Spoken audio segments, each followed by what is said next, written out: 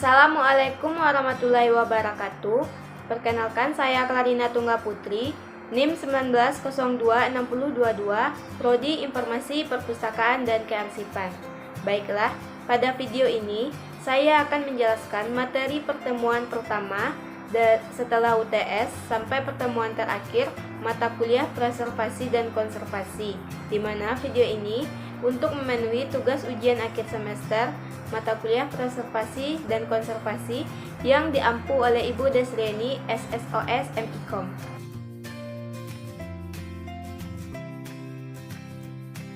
Materi pada pertemuan minggu ke-10 yaitu mengenai peta, slide, fotokopi, dan tinta. Peta merupakan sarana referensi yang memberikan informasi mengenai letak suatu daerah, keadaan politik, perdagangan, hasil tambang, bahasa, dan sebagainya. Peta berfungsi sebagai arsip yang merekam sumber data dari kegiatan manusia dalam kehidupan sosial dan geografis. Penyimpanan yang baik bagi peta ini terbagi atas 3, yaitu bentuk lemari dan rak. Letak rak hendaknya sesuai dengan lingkungan sehingga mudah dicapai oleh pemakai. Dan yang terakhir, bahan dasar terbuat dari kayu yang baik atau besi baja. Yang kedua yaitu slide. Slide merupakan salah satu jenis bahan audiovisual yang banyak digunakan di perpustakaan, terutama untuk mendukung pengajaran dan penelitian. Audiovisual berasal dari kata Latin audio dari kata audir yang berarti mendengar, sedangkan visual dari kata visus yang berarti kata melihat. Slide terdiri dari berbagai macam slide seperti yang pertama lantern slide, yang kedua slide 2x2, yang ketiga slide dengan suara, dan yang keempat proyektor untuk slide. Slide di perpustakaan harus dipelihara. Cara pemeliharaan slide yang pertama yaitu penyimpanan slide perlu dilakukan secara hati-hati. Yang kedua, tempat penyimpanan harus kompak dan tidak menghabiskan ruang yang tersedia, bebas dari cahaya luar, debu, dan kelembapan, karena warna pada slide belum abadi, mudah pudar oleh cahaya langsung dari lampu maupun dari matahari. Yang ketiga, dihindari membiarkan slide berserakan di atas meja karena akan mudah sekali terkena sinar langsung ataupun debu. Yang keempat, slide juga rawan sekali terhadap goresan karena sekali kena goresan maka akan terproyeksi goresan tersebut dan gambarnya akan rusak. Yang kelima, debu yang menempel pada permukaan slide harus dibersihkan dengan hati-hati dengan pembersih khusus dari kain atau kertas yang lunak. Yang keenam, kelembapan juga sangat berbahaya bagi slide sebab mudah tumbuh jamur dan merusak bahan warna. Selanjutnya yaitu fotokopi dan tinta. Fotokopi adalah bagian dari kegiatan pelestarian bahan pustaka untuk menjaga sebuah buku. Misalnya, buku tersebut sudah lapuk, hendaknya fotokopinya yang dipinjamkan kepada pemustaka perpustakaan. Tetapi, mesin fotokopi berbahaya bagi buku atau majalah berjilid. Banyak buku atau majalah berjilid rusak penggunaannya karena difotokopi. Selanjutnya tinta. Tinta adalah campuran bahan pewarna dengan air, bahkan cairan dari buah yang berwarna atau tumbuhan berwarna maupun darah hewan dapat dipergunakan sebagai tinta. Macam-macam tinta yaitu ada tinta tulis, tinta cetak, dan ballpoint. Persyaratan yang diperlukan bagi tinta yaitu yang pertama, menghasilkan tulisan yang permanen dan warna tinta menjadi hitam dalam waktu beberapa hari. Yang kedua, tinta harus dapat mengalir dengan cepat dari pena dan mengendap dengan baik dalam serat kertas tanpa menembus pada lembaran kertas. Yang ketiga, tinta tersebut tidak mengumpul dalam botol. Dan yang terakhir, bila terjadi korosi antara tinta dengan pena tulisan, yang dihasilkan harus lekas kering. Materi pada pertemuan ke-11 yaitu mengenai perbaikan bahan pustaka dan restorasi. Yang pertama yaitu ada dengan cara menambal. Menambal atau menutup bagian yang berlubang dapat dilakukan dengan tisu Jepang dan perekat kanji. Menambal juga dapat dilakukan dengan bubur kertas atau menggunakan kertas tisu yang berperekat. Adapun cara-cara yang dilakukan untuk menambal adalah yang pertama, kita harus memilih kertas yang sesuai dengan kondisi bahan pustaka dan juga kertas yang sesuai untuk menambal. Yang kedua, Bagian tepi lubang atau potongan kertas yang hilang dikikis atau dipertipis dengan menggunakan cutter. Yang ketiga, oleskan perekat dengan hati-hati pada bagian tepi lubang atau bagian yang terkikis. Yang keempat, letakkan kertas penambal di atas lubang atau bagian kertas yang hilang dengan arah serat disesuaikan. Yang kelima, kertas penambal yang terletak di luar bagian berlubang dikikis dengan menggunakan cutter. Yang terakhir, kertas yang harus disatukan di atas bagian yang telah ditambal dan sedikit ditekan agar merekat dengan baik. Setelah kering, ratakan dengan menggunakan tulang pelipat. Cara restorasi bahan pustaka yang kedua yaitu bisa dengan menyambung. Menyambung dilakukan untuk merekat bagian yang sobek atau lemah karena lipatan. Biasanya diperkuat dengan potongan kertas dari jenis tertentu agar bagian yang sobek tidak bertambah besar atau lebar. Adapun berbagai cara dalam menyambung bahan pustakaan yang telah sobek antara lain: yang pertama, memilih kertas yang akan digunakan untuk memperkuat sambungan. Yang kedua, letakkan penggaris logam di atas kertas dengan arah panjang serat. Yang ketiga, tarik garis sepanjang tepi penggaris dengan menggunakan trash pen yang telah dicelupkan dalam air. Yang keempat, kertas dilipat ke atas dengan menggunakan tulang pelipat. Yang keempat, kertas ditarik dengan hati-hati menurut garis yang basah. Yang kelima, rapatkan bagian kertas yang sobek dengan hati-hati. Yang keenam, oleskan perekat di atas kertas penyambung, kemudian letakkan di bawah pemberat setelah kering, potong bagian yang berlebih. Yang terakhir, letakkan keras di antara dua lembar kertas penyerap dan letakkan di bawah pemberat setelah kering, potong bagian yang berlebih. Cara restorasi terhadap bahan pustaka yang ketiga yaitu bisa dengan penjilitan. Penjilitan adalah suatu cara untuk menghimpun atau menggabungkan beberapa lembaran kertas menjadi satu serta dilapisi oleh cover. Penjilitan dibagi menjadi dua bagian. Yang pertama yaitu dengan sampul lunak atau soft cover, yaitu menjilid dengan cover tipis atau kertas yang mempunyai berat antara 165 gram sampai 320 gram. Yang kedua dengan sampul keras atau hard cover, yaitu menjilid dengan cover tebal atau karton yang mempunyai berat di atas 320 gram. Penjilitan dilakukan terhadap bahan pustaka yang sampulnya rusak, benang jahitannya lepas ataupun nomor halamannya yang tidak berurut lagi sehingga perlu dibongkar dan dijilid kembali. Tetapi sebelum melakukan penjilitan perlu dipikirkan terlebih dahulu bahan-bahan, biaya dan tenaga penjilitan sama dengan biaya pembelian dengan judul yang sama, maka lebih baik membeli bahan pustaka yang baru. Sebagai pustakawan, ada perlunya terlebih dahulu kita mengenali bahan jilitan, perlengkapan penjilitan, dan mutu kualitas jilid. Cara restorasi bahan pustaka yang keempat yaitu bisa dengan melakukan penyiangan atau wedding. Adalah kegiatan pemilihan terhadap koleksi bahan pustaka yang ada di perpustakaan. Kegiatan penyiangan dilakukan agar bahan pustaka yang tidak sesuai lagi diganti dengan bahan pustaka yang baru. Bahan pustaka yang perlu disiangi biasanya bahan pustaka yang isinya tidak relevan lagi, sudah usang, isinya tidak lengkap, bahan pustaka yang sudah ada edisi terbarunya, dan bahan pustaka yang fisiknya sudah sangat rusak. Adapun tujuan kegiatan penyiangan ini antara lain: yang pertama yaitu membina dan memperbaiki nilai pelayanan informasi pelayanan oleh perpustakaan. Yang kedua, memperbaiki penampilan dan kinerja perpustakaan. Yang ketiga, meningkatkan daya guna dan hasil guna ruang dan koleksi. Yang keempat, mengetahui mutu lingkup dan kedalaman koleksi. Yang kelima, menyesuaikan koleksi dengan tujuan dan program perguruan tinggi. Yang keenam, mengetahui kekuatan dan kelemahan. Yang ketujuh, menyesuaikan kebijakan penyiangan koleksi. Dan tujuan yang terakhir yaitu meningkatkan nilai informasi. Penyiangan koleksi dapat dilakukan dengan cara: yang pertama, menyingkirkan bahan perpustakaan dari tempatnya ke ruang penyimpanan khusus. Yang kedua, menghapus atau memusnahkan pustaka. Yang ketiga, menukar bahan perpustakaan dengan bahan perpustakaan lain.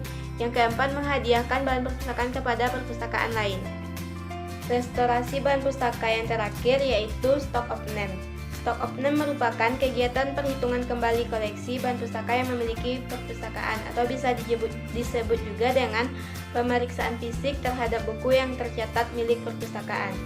Sebelum melakukan kegiatan ini, perlu dipertimbangkan terlebih dahulu pelayanan apa yang dibutuhkan dan kapan waktu yang tepat untuk melakukan kegiatan stop of name, agar tidak mengganggu pelayanan yang disediakan oleh perpustakaan kepada penggunaannya.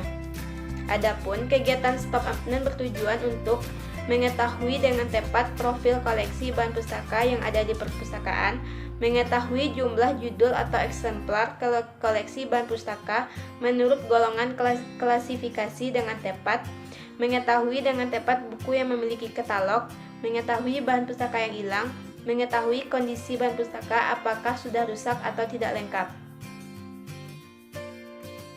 Materi pertemuan ke-12 yaitu pelestarian bahan pustaka dengan sistem penjilitan. Penjilitan merupakan pekerjaan menghimpun atau menggabungkan lembaran-lembaran lepas menjadi satu yang dilindungi oleh ban atau sampul. Bahan pustaka yang rusak seperti isi buku, lem atau jahitan yang lepas. Sampul yang sudah rusak dapat diperbaiki dengan mereparasi atau menjilid kembali. Penjilitan kembali dimaksud untuk mempertahankan bentuk fisik sekaligus mempertahankan kandungan informasi yang ada di dalamnya. Tujuan dari penjilitan ini yaitu memudahkan penggunaan bahan pustaka. Yang kedua, mempertahankan dan melindungi bentuk fisik buku, serta mempertahankan dan melindungi kandungan informasi yang ada di dalamnya. Menyiapkan penjilitan ini dapat dengan cara penghimpunan, di mana artinya yaitu penyusunan lembaran-lembaran menurut urutan yang dikehendaki, kemudian membentuk kuras atau karton. Yang kedua, penggabungan atau menyatukan secara erat dan pada suatu lembaran menjadi karton. Kemudian karton-karton itu digabungkan menjadi buku. Penggabungan ini dapat dilakukan dengan jahitan benang atau kawah. Materi pada pertemuan minggu ke-13 yaitu cara menjilid buku. Menjilid buku dapat dilakukan dengan berbagai cara. Di antaranya, yang pertama yaitu dengan cara jahit. Ini memang merupakan proses yang sederhana. Langkah pertama yang dilakukan dalam cara menjahit yaitu tumpukan halaman buku dan lipat tulang belakang. Pada tulang belakang, menembus 3 lubang dengan jarum jahit. Lubang-lubang harus setengah inci dari atas, setengah inci dari bawah, dan dekat dengan titik tengah. Untuk membuat menusuk kertas lebih mudah, dapat ditempatkan gabus di ujung jarum sehingga tidak melukai tangan. Jahit dari lubang tengah ke atas, lalu ke bawah dan kembali ke tengah menggunakan benang 3 kali tinggi buku. Jahit buku terdiri dari 3 teknik. Yang pertama yaitu spine, yang kedua stitching, yang ketiga needle variasi. Selanjutnya yaitu menjilid dengan pita. Menjilid dengan pita merupakan teknik yang mengikat dekoratif. Langkah untuk menjilid dengan pita ini, yang pertama, halaman tidak harus dilipat dan harus ukuran penuh halaman ditumpuk di atas satu sama lain. Pukulan lubang di sepanjang tulang belakang buku, biasanya sisi kiri dan halaman ditumpuk. Lubang-lubang harus setengah inci dari tepi dan 1/4 inci dari satu sama lain. Wih pita melalui lubang-lubang. Pita perlu 2 kali tinggi buku untuk mengikat dengan aman. Selanjutnya, menjilid dengan staples. Menjilid dengan staples biasanya digunakan untuk buku yang tipis. Memang merupakan cara yang mudah untuk mengikat. Caranya yaitu cukup lipat halaman di mana tulang belakang akan ditumpukan halaman dalam urutan yang benar. Buka halaman dan menggunakan stapler panjang untuk pokok secara vertikal di sepanjang tulang belakang berkerut sehingga pokok pergi ke arah yang sama seperti lipatan untuk melintasi lawan flip. Tutup buku dan menyembunyikan pokok pada bagian luar tulang belakang dengan panjang pita sedikit lebih panjang dari buku itu. Cara menjilid yang terakhir yaitu dengan cara professional binding. Langkahnya yaitu yang pertama, halaman diatur dalam urutan dan dilipat. Tanda ditempatkan pada halaman di mana mereka akan dijahit bersama-sama. Mereka adalah dijahit pada bingkai yang telah digunakan selama ratusan tahun untuk mengikat buku. Halaman-halaman ditekan bersama untuk melipatnya, lem yang digunakan untuk memperkuat tulang belakang buku. Halaman yang dipotong untuk ukuran yang tepat, kemudian letakkan pada penutup. Bisa dari berbagai kompleksitas untuk memungkinkan fleksibilitas tulang belakang buku. Materi pada pertemuan 14 yaitu mengenai pelestarian nilai informasi. Untuk pelestarian nilai informasi, bahan pustaka perlu dilakukan dengan alih bentuk dokumen ke bentuk makro atau mikrofilm. Selain itu, dengan teknologi video sehingga lebih mudah untuk pelayanan, pengolahan, dan penemuan kembali informasi. Pelestarian nilai informasi yang pertama yaitu ke dalam bentuk mikrofilm. Mikrofilm atau mikrofotografi adalah istilah untuk berbagai bentuk mikro yang dituangkan dalam film. Film yang digunakan itu ada dalam berbagai ukuran, misalnya ada yang 8 mm, 16 mm, 13 mm, 70 mm, dan yang lazim digunakan untuk membuat mikrofilm adalah film yang berukuran 35 mm untuk menyimpan surat kabar. Salah satu keunggulan dari teknik mikrofilm adalah banyak informasi yang dapat disimpan dalam ruang kecil. Salah satu tujuan paling utama dalam perekaman mikrofilm adalah untuk melestarikan dokumen langka, menjaga dari kerugian dan kehancuran, dan karena kualitas fisik dokumen yang menurun. Keberadaan mikrofilm di perpustakaan yaitu yang pertama mikrofilm sebagai suplemen, di mana pengguna mencari bahan atau dokumen yang mereka perlukan melalui mikrofilm, namun di perpustakaan tersebut juga terdapat bahan aslinya. Yang kedua, mikrofilm sebagai komplemen apabila di perpustakaan itu tidak ada bahan aslinya, jadi informasi tersebut hanya ada di mikrofilm saja. Bentuk pelestarian nilai informasi yang kedua yaitu ke dalam CD-ROM atau Compact Disc Read Only Memory. CD-ROM merupakan data atau informasi digital yang sudah disimpan atau direkam dalam CD-ROM, tidak bisa dihapus atau ditambah oleh pemakai. CD-ROM hanya dapat dibaca menggunakan CD-ROM drive ke PC atau komputer jenis lain. Untuk menelusuri informasi di dalam CD-ROM, perlu suatu perangkat khusus yang berfungsi untuk memerintah komputer mengakses informasi dalam CD-ROM tersebut. Keunggulan dari penggunaan CD-ROM ini adalah yang pertama memiliki daya tampung besar, yang kedua memudahkan penelusuran literatur, yang ketiga memudahkan pembuatan katalog, yang keempat tidak menggeser kedudukan pustakawan, yang kelima membantu pustakawan, dan yang terakhir mempercepat penerbitan di Indonesia. Materi pada minggu ke-15 yaitu membahas mengenai prosedur alih media dan standar penamaan file. Yang pertama yang akan kita bahas yaitu prosedur alih media. Alih media merupakan suatu proses pengelolaan dokumen dari bentuk fisik menjadi bentuk elektronik untuk kemudian dapat dikelola menggunakan teknologi informasi. Alih media dilakukan dalam rangka pemeliharaan terhadap arsip yang memiliki nilai guna penting. Kegiatan alih media juga membantu proses pencarian dokumen dengan lebih cepat dikarenakan kemampuan sistem dalam mengolah data arsip dengan lebih cepat dan efisien. Keuntungan atau manfaat yang didapatkan dalam proses alih media arsip antara lain adalah meningkatkan efisiensi organisasi dan berbagai hal lainnya, termasuk meningkatkan kinerja, akuntabilitas, bisnis proses, dan menekan biaya. Contoh prosedur alih media pada koleksi buku. Langkah yang pertama yaitu scan koleksi proceeding seluruhnya dari mulai cover sampai dengan halaman terakhir. Yang kedua, hasil scan keseluruhan tersebut diberi nama sesuai judul covernya. Yang ketiga, file dengan nama tersebut digunakan untuk keperluan database buku. Yang keempat, untuk keperluan database IPTAN. Selanjutnya, file tersebut ekstrak berdasarkan judul artikelnya.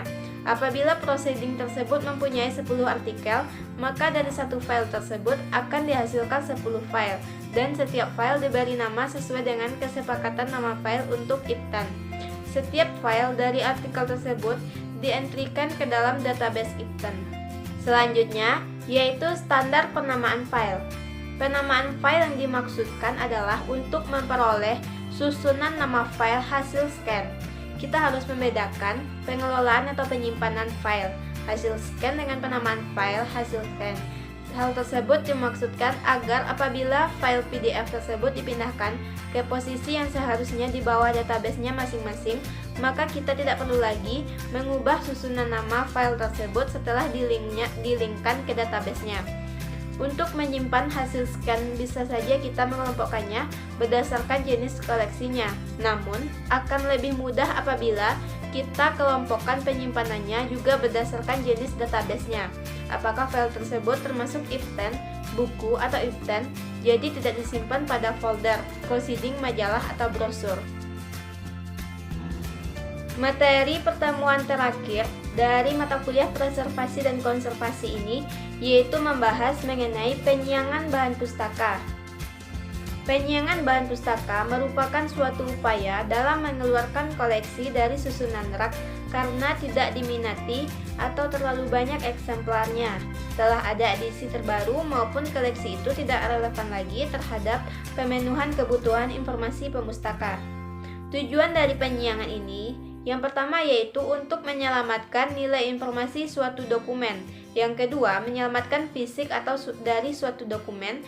Yang ketiga, mengatasi kendala ruangan yang kecil atau sempit agar memperoleh tambahan tempat atau shelf space. Yang keempat, mempercepat proses temu kembali. Yang kelima, agar koleksi bisa dimanfaatkan secara maksimal sebagai sentral informasi yang akurat, relevan, dan up to date. Yang terakhir, memungkinkan petugas perpustakaan untuk mengelola koleksi lebih efektif dan efisien. Prosedur penyiangan bahan pustaka ini, yang pertama, pustakawan mengadakan pemilihan bahan pustaka yang belum dikeluarkan. Yang kedua, pustakawan mendata calon bahan pustaka yang akan dilakukan penyiangan. Yang ketiga, pustakawan membuat daftar dari bahan pustaka yang mungkin sudah waktunya dikeluarkan dari koleksi. Baiklah, untuk selanjutnya, saya akan memberikan contoh salah satu kegiatan preservasi dan konservasi untuk bahan pustaka. Peralatan dan bahan yang dibutuhkan yang pertama yaitu ada dokumen, cover, penggaris, cutter, gunting, lakban hitam, serta staples. Langkah yang pertama yang dilakukan yaitu rapikan dokumen pada setiap sisinya. Letakkan soft cover binding di bagian depan dokumen dan di bagian belakang itu cover kartunnya.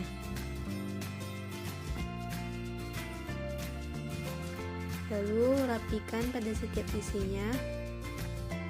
Setelah rapi,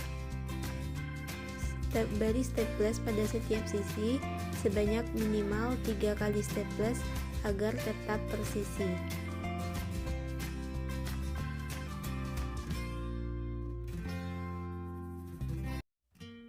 Setelah staples terpasang, selanjutnya berikan lakban hitam dimulai dari bagian depan sampai ke bagian belakang.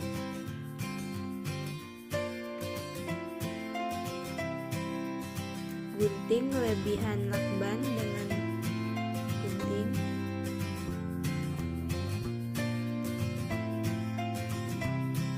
Lalu ratakan dengan tangan agar lakban terpasang dengan kuat.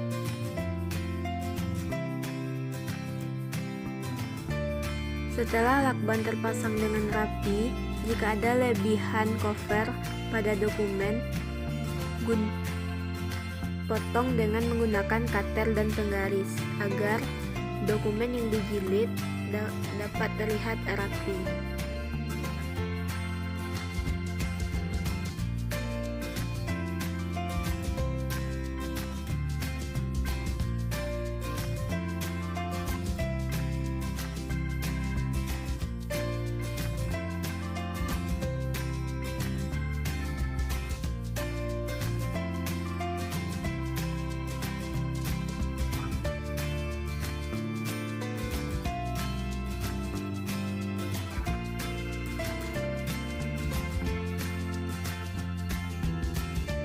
Nah, sekianlah materi pertemuan setelah UTS sampai pertemuan terakhir dari mata kuliah preservasi dan konservasi dari saya.